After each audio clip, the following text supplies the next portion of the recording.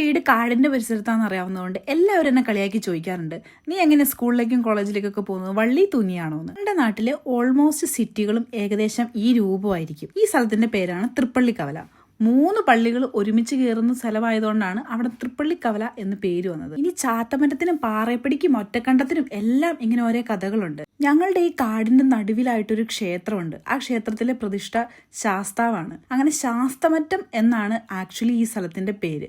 അത് ആളുകൾ വിളിച്ചും കാലക്രമേണ ചാത്തമറ്റം ആയി മാറിയത്. അല്ലാതെ ചിലർ വിചാരിക്കും പോലെ ചാത്തൻ കുടിയിരിക്കുന്ന സ്ഥലമായതുകൊണ്ടല്ല ചാത്തമറ്റം എന്നുള്ളൊരു പേര് വന്നത്. ഞങ്ങൾ പണ്ട് സ്കൂളിൽ പഠിക്കുമ്പോൾ ഈ വഴിയെല്ലാം നടന്നാ സ്കൂളിൽ പോയിക്കൊണ്ടിരുന്നത്. ആ സമയത്തൊക്കെ ഇത്രയും വലിയ കാടൊന്നും അല്ല കേട്ടോ ഇവിടെ. ആ സമയത്ത് ഇവിടെ ആനയോ ശല്യങ്ങളോ ഒന്നുമില്ല. പക്ഷെ ഇപ്പം ഭയങ്കര ആനശല്യവും കുരങ്ങും എല്ലാം ഉണ്ട് കേട്ടോ. ഒരു കാലഘട്ടത്തിൽ ഈ കാടിനെ മാത്രം ആശ്രയിച്ചായിരുന്നു ഞങ്ങളുടെ അവിടെയുള്ള എല്ലാവരും ജീവിച്ചിരുന്നത്. കാട്ടിലെ കൊക്കോക്കായും കാപ്പിക്കുരും ഒക്കെ പറിച്ചു വിറ്റ് സ്കൂളിൽ പോയൊരു കാലം ഞങ്ങൾക്കും ഉണ്ടായിരുന്നു. ഇപ്പോഴും ഈ കാട് കൊണ്ട് ജീവിക്കുന്ന ചിലരെങ്കിലൊക്കെ കാണും ഇതിന്റെ ഉള്ളിൽ കേട്ടോ. കൂവ, കാപ്പിക്കുരു അതുപോലെയുള്ള സാധനങ്ങളൊക്കെ നട്ടും പറിച്ചൊക്കെയാണ് അങ്ങനെയുള്ളവർ ജീവിക്കുക. എന്റെയൊക്കെ ചെറുപ്പകാലത്ത് ഞങ്ങൾ പശുവിനെ ആടിനെയൊക്കെ ഈ കാട്ടിലേക്ക് അങ്ങോട്ട് അഴിച്ചുവിടും. അവര് കറക്റ്റ് സമയത്ത് പോയി തിരിച്ചു വന്നോളുമായിരുന്നു. ചില സമയത്ത് പ്രസവിച്ച കുഞ്ഞുങ്ങളെ കൊണ്ടൊക്കെ തിരിച്ചു വന്നതൊക്കെ എനിക്ക് ഇപ്പോഴും ഓർമ്മയുണ്ട് കേട്ടോ. ആ ഒരു സമയത്തൊക്കെ ചില കല്ലുകളും മരങ്ങളൊക്കെ എവിടെയുള്ളതെന്ന് വരെ എനിക്ക് കണ്ണും പൂട്ടി പോയാൽ അറിയായിരുന്നു. പക്ഷെ എനിക്കിപ്പോ ഇതിൻ്റെ അകത്തേക്ക് കയറാൻ തന്നെ പേടിയാ. എങ്ങനെ പേടിക്കാതിരിക്കും?